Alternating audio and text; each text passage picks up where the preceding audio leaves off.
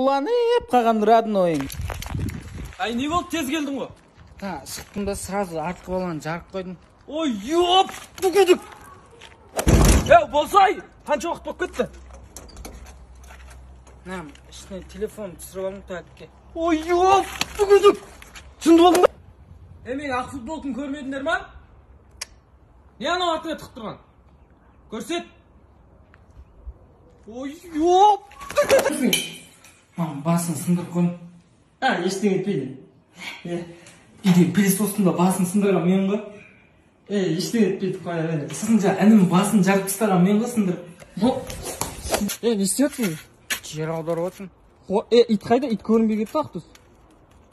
Мен өлтірген жоқпын, өзі өліп қалды. Ишін көм ғой? Соны көміп жатыр екенсің. Көм енді до конца.